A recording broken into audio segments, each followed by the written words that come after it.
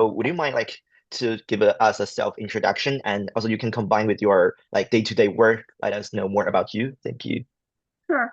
Um, I'm currently work at Citibank as a mid-corporate Hmm. banking associate for around like 1.5 years. I joined Citibank in January 2024, and before that, I worked at JPM as an investment banking analyst for around 3.5 years. So currently, I'm a generalist, which means I cover all sectors, including consumer, industrials, mining, telecom, media, technology, healthcare, etc.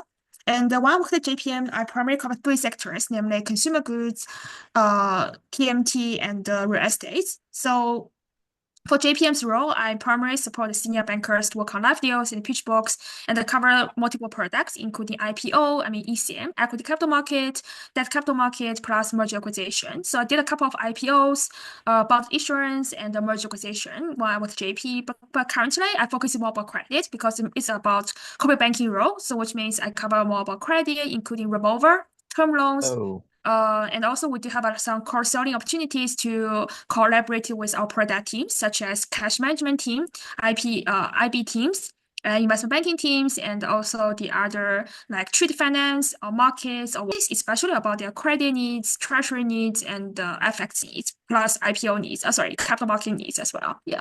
oh, that's a lot of things. So, and my next question is back into the all the deals you have made, like which one impressed you the most? I can show you an example here when I was at JP. Hmm. It's about that restructuring deal. So basically, Hmm. the company is a HK listed real estate company.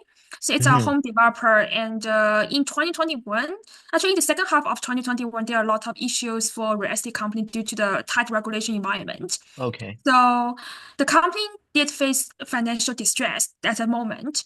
Hmm. And the total borrowing for the company, I mean, for the bond, the total principal for the bond was close to 4.9 billion USD dollars. Wow, But the company's cash balance is only 30 million balance, 30 a million huge gap. USD dollars, which means there's a huge gap between the cash inflow and the cash outflow. I see. So what will help the company was to do the debt restructuring to extend their mature date over next like 5 years. So I understand that moment the company is going to repay their debt in July 2022, but they Hmm. don't have enough cash at the moment.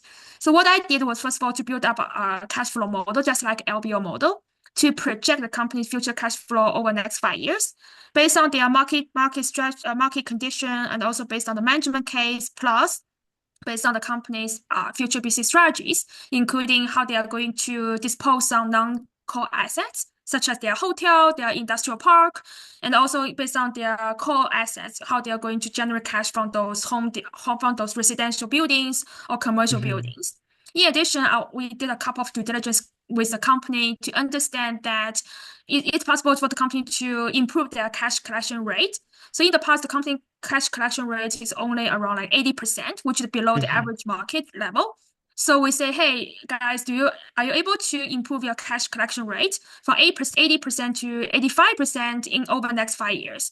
So we also have the company to consider is it possible to reduce cash outflow, like reduce I see. cost, like reduce potential operating expenses, reduce the construction expenses, and also work closely with the other bank. Like Hmm. there are those corporate banking teams to say, hey, it's possible to get more cash from the other banks, such as ICBC or ABC, whatever, trying to help the company to maintain their cash flow.